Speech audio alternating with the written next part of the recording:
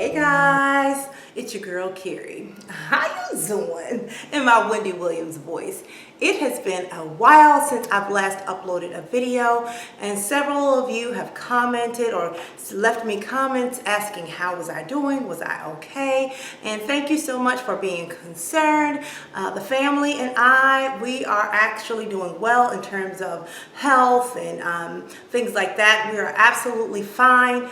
I just have not been motivated to upload a video with everything that's been going on. So with everything that's been going on in the world, since I've last uploaded a video, I don't think we've had all of that civil unrest yet. So with that, on top of, the pandemic and the trying to figure out our new norms with working from home and, our businesses and things like that, it's just been a lot. And I think in my last video, I was sharing my plans on my custom entertainment/craft closet that I'm going to be putting in my craft room. You all know in the beginning of the year, we had an overflow in the main bathroom and it did some damage to the basement. So we were just trying to get all of that remodeling back together. We got that done. So now I was able to design my custom unit. And wouldn't you know, about a week after I shot that video, what is the likelihood of that same bathroom overflowing again? And we had to start all over from square one again. And at that point, my nerves were just shot. I was tired of people being in my home since the beginning of the year when the pandemic started. It was just too much. And then to start that all over again, I was not a happy camper. So we finally got the basement redone again, and I finally got my unit installed. And what I wanted to share in today's video was an empty tour of the actual unit, and give you some tips along the way when you're building custom units, and then share with you some of the things, because although it's installed, there are a few more tweaks that the contractor has to make on the unit before it is completely finished. And that is expected when you're having something custom, and especially if it's something they've never built before. You kind of make minor adjustments as you go. So without further ado, let's get started. So guys, here is an overview of my beautiful floor-to-ceiling custom cabinetry. Isn't she gorgeous? So I'm going to walk you through the cabinetry while it's empty. I have not filled it yet with all of the pieces because there are a few more things that the contractor has to finish. So we're going to start in this far right corner. As you can see, they continue the crown molding around the room, and they just kind of cut into the wall and continue the trim all the way around. We need to do some cleanup up there. And the cabinets, I just love the trim, the detail of the trim and the raised panels. It's really, really nice. And I got my hardware, the long cabinet handles. These are the 18-inch from a Restoration Hardware. And I'll talk to you about the handles and the hardware later and how you can save quite a bit of money on hardware because it can add up. So on this side, you have the upper shelves. This shelf right here is a stationary shelf. It doesn't move. And the center shelf is a stationary shelf. This one doesn't move. And then on either side, I have these shelves here, which are movable shelves. And so I just kind of basically split this cabinet in half so that I can store items on both sides. So if I have items that are of different heights and things like that, I can just move these shelves. I can move some over to that side. I can move some over to this side. That way I can store like drink dispensers, things that are of varying heights. So I'm going to be putting all of my teapot collections in this area up here. Now this area below, down here, is also adjustable shelving, and as you can see, I have the holes in here where I can just adjust the shelves, and the holes are, I believe, 1 inch apart. They're all 1 inch apart, so I have 1 inch space to give as I move the shelves. And I'm actually going to add some of the shelves from the other side, the other unit over here, because what I'm going to be putting on these shelves are all of my chargers. And originally I was thinking about getting shelves that slid out, that could pull out, and I could actually see all of my chargers when I pull them out. But if I did the pull-out shelves, that would have been permanent and I couldn't change my mind. And I like the option of being able to change my mind, and that's why I opted for adjustable shelving anywhere I could on this unit, because I don't know how my needs are going to change over time. We're going to now move over to this side. Don't mind that.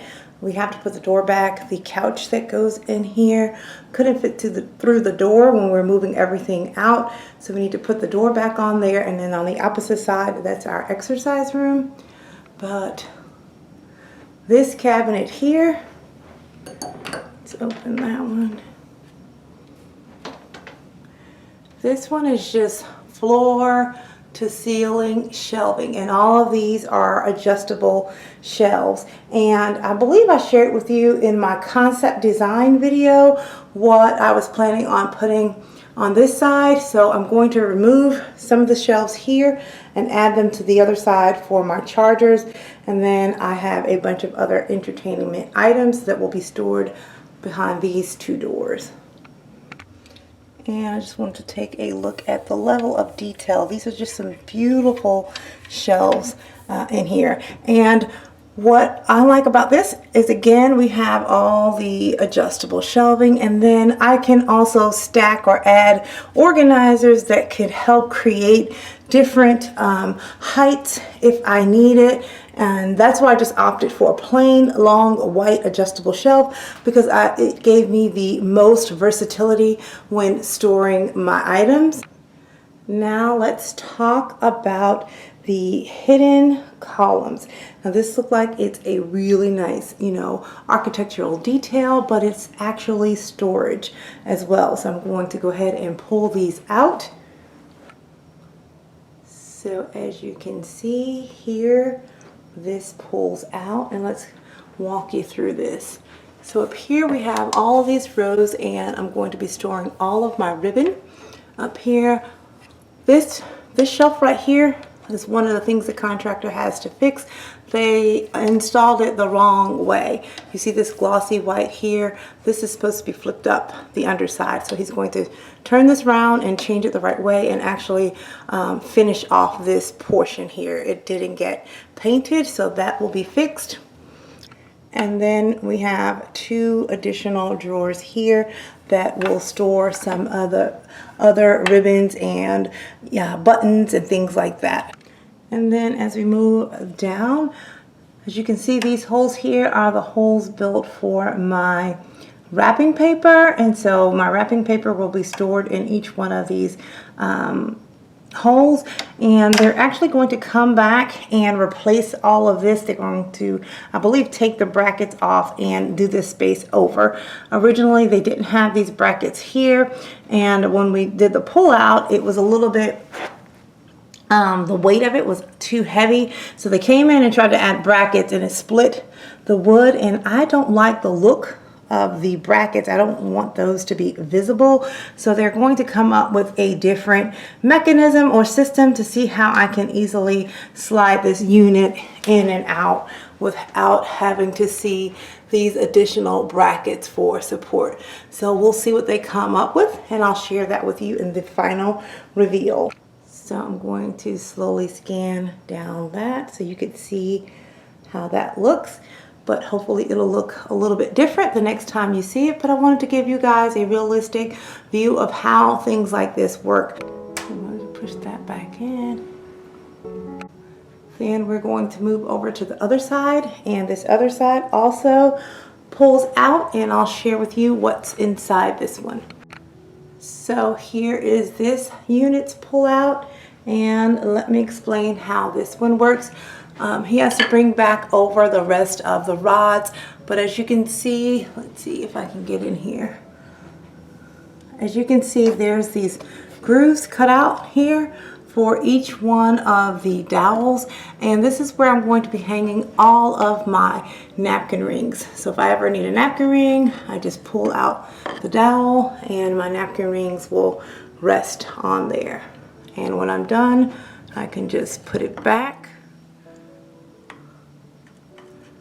like so. So we're just going to have to add all of the rest of the dowels inside there. We wanted to make sure that everything worked first. So I will have 9 rows for all of my napkin rings. And then at the bottom of all of the napkin rings, we have these trays. And as you can see, these are adjustable as well if I ever need to adjust the height.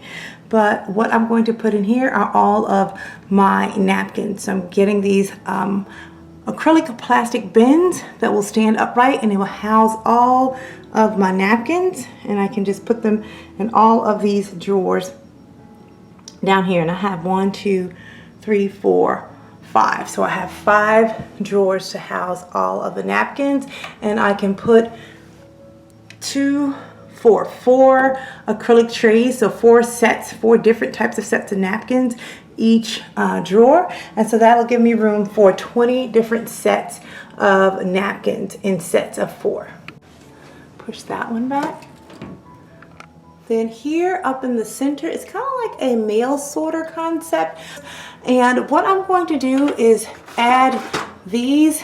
If you guys remember, this is how I store all of my flatware, and I'll link the video to my flatware storage system in the description box below. But what I'm going to do is use these same containers, but I'm going to be storing a lot of my vintage silver pieces that are just unique, different types of pieces, specialty pieces in there. Some of them are flatware. Some of the pieces are flatware, things like fish forks and fish knives and cocktail forks and things like that, pieces that don't come in just like a flatware set. So I'll have all sorts of specialty items in here.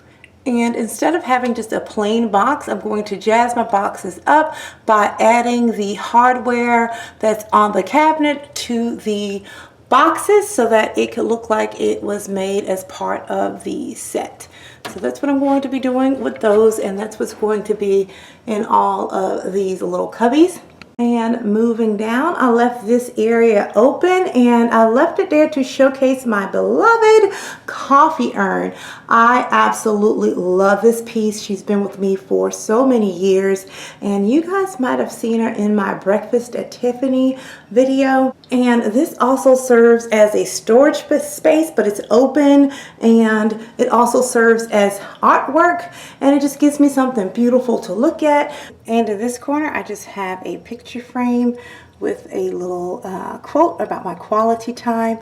And I chose this picture frame because this is my absolute favorite shape of all time. I love a rectangle with the notches cut out on the ends, and as you all know, that's the actual logo for Very Carey. Love, love, love, love, love this shape. So I love this picture frame. And you know, when I was designing this space, I wanted everything that I absolutely loved.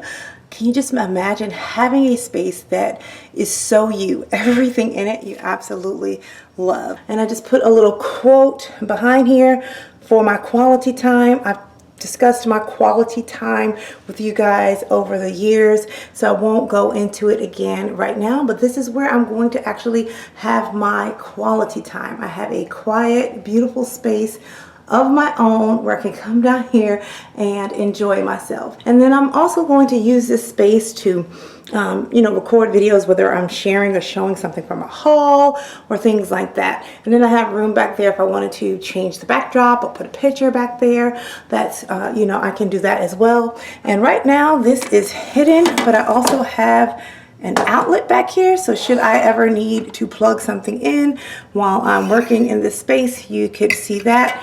And we got our measurements off a little bit because we have to change the measurements of the unit prior to them installing, but we'd already had the electrician come out and move the electrical outlet up, so that's why this is there. But they are going to fix it and make me a custom plate to put around there.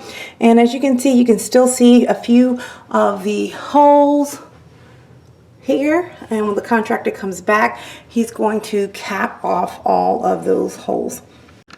For the top of the unit, I did not want to go with wood because over time, if I'm going to be using this to set up different vignettes, displays, using this to show hauls and things like that, the paint will probably scratch or wear out over time, or I might get ink on it, or if I'm cutting, I might scratch it or dent it. So I did not want a wood top. So I opted to go with a really nice marbled looking quartz. So I decided not to do granite or marble because marble scratches very easily, and you also have to make sure that you seal your granite and seal your marble. I didn't want to worry about a stone that I had to seal, so quartz was my option. I definitely knew I wanted to do a quartz countertop because you don't have to worry about sealing it, and it's practically indestructible and it is easy to maintain.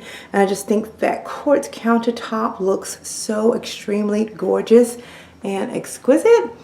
And down here we have a set of 3 drawers, and I love that the fact that all of the drawers are soft touch, soft close, so they'll just close. And then towards the bottom we have drawers of varying sizes. Those 2 there are thinner, and the 2 at the bottom have a larger width. And what I'm going to be placing in here is, gift wrap and things like that. So when I'm wrapping a gift, as you can recall in this, hidden storage here, I'll have my wrapping paper. I can just pull that wrapping paper out, and if I need gift wrap, I can kind of fold the gift wrapped and things like that. And then also the second drawer like this will have gift bags and everything related to wrapping a gift. And again, soft touch drawers. And down here I'm going to store my mug collection. I have a ton of mugs in addition to my teacups. And then here's another drawer here for storage. So I chose a white unit because it would stand the test of time. It would be timeless. It wouldn't go out of style. But against all this white, I wanted something bold, so I went bold with the floor. Look at this fabulous carpet. It's in a diamond shaped pattern and it's gray. It looks gray far away, but if you go down close, you can see that it has grays and kind of like tan, so it's like a grayish, so it has that tan neutral look, white and gray, and that kind of blends in a little bit with our exercise room carpet. So next I wanted to talk about hardware and give you some tips on when you're looking for hardware, because hardware can tend to be expensive, especially if you want something nice. So originally I went to the Restoration Hardware outlet and picked up some handles. Now they didn't have enough there for me to get an entire set. These were $10 at the outlet, but I wasn't able to find everything I needed. But I did buy 2 versions of this handle because I knew I needed to get the long 18-inch handles, and I actually had to order those online. Now 18-inch handles, if anyone has had to buy handles of that length or size, they get up there. Like seriously, you can't find anything really nice usually for under $100 unless you just go with a plain, modern looking handle. They start in price point of $100 up on to $1,000 and more. So I knew I needed to get handles. I got these from Restoration Hardware and they were, I believe, $47 each, and I needed to get 4. So that's $200 just on long 18-inch handles. So hopefully you can see here the difference. Now I knew I wanted to have a polished look, like a shiny look for all of my hardware. Now one of these is polished nickel and one handle is polished chrome. And let me share with you, how you can tell the difference. So if you look here, this is the polished nickel. It's shiny silver, but it has that warm undertone. It's a little bit more golden tone. And if you can see this one, this is the polished chrome. It has more of a blue undertone. It's more cool. So this one's a little bit more warm and the polished chrome is cool. I wanted polished chrome. I wanted everything to be like super shiny, kind of like blinged out. So that's what I wanted to go with. Now, since I couldn't find all of my pieces at the Restoration Hardware outlet, I knew I wanted to look for a different option, but still have something that looked really, really substantial and looked like I paid a lot of money for it. These were $10 each at the outlet, but online, full price, these are, I think, $21 if you're a Restoration Hardware member, and then they are $31 or $37 if you are not a member. And I did not want to spend, you know, $37 on all of these hardware pulls. So I found these beautiful knobs in Lowe's, and these mimicked one of the Restoration Hardware knobs that I had seen online, and theirs were I think $21, $25 a knob, and they weren't as big as this one. They had a nice weight, but they didn't look as nice as the Lowe's one. And this Lowe's knob was only $1.94. They were on clearance. They were discontinuing them, and I couldn't find enough at the time. I could only find 2, and I needed at least 3. So I had to change, you know, my options. So I happened to find these beautiful knobs in Home Depot, and look at the thickness and the weight on that. And I also love the back. You can see that square detail and the side. This is a beautiful knob, and these were $5 a piece. Restoration Hardware had something very similar as well. I think this one looked a little bit better than the Restoration Hardware one, and this being $5 and theirs was $25, I thought I would go with that one. And then I needed to find a handle that kind of mimicked what I wanted, but, you know, for a lesser price. So as you can see here, this one was 10 bucks. These I got out of Home Depot, and these were only $4.94, like $4 and some change. So I got those as well. Now what I have to do is I bought the nickel 18-inch door pulls because I thought I was going to have to go nickel, because I was having a hard time trying to find chrome in all of the Home Depots and Lowe's around me. So the contractor was ready to put, you know, all the hardware on. So I went on ahead and ordered nickel along the 18-inch door pulls, and I said if I find chrome, I can always switch them out. So I'm going to have to return the ones I got from Restoration Hardware in the nickel to get the chrome finish, since I was able to find everything in the chrome. And let me share with you how much a really nice, beautiful knob can elevate the look of your design, even if you're not custom building something. If you just want to change things up, this is like the standard builder grade knob. You can get this for like $2. This is in like a satin finish, and as you can see, it's really not much to it. But something like this that's just equally as plain and simple, it just looks a lot richer, a lot more fashion forward. It just looks classic, and it looks expensive. Just by the thickness here, you always want to check the thickness and the weight. If it has a good weight, it's usually going to look more expensive. And this one here actually costs less than this, and it's simply because this was discontinued. So these were $1.94, and I think regular price they were $3 and some change. So for just $1 more, you could have something like this.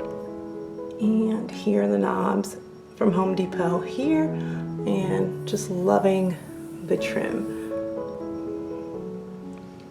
So in total, I spent $255 to get all of the hardware for this cabinet, and honestly, you could definitely spend $255 on just one 18-inch handle if you're not careful. So I think I did a fantastic job in selecting the hardware for a really, really decent price. price. So guys, I hope you enjoyed the empty craft room tour.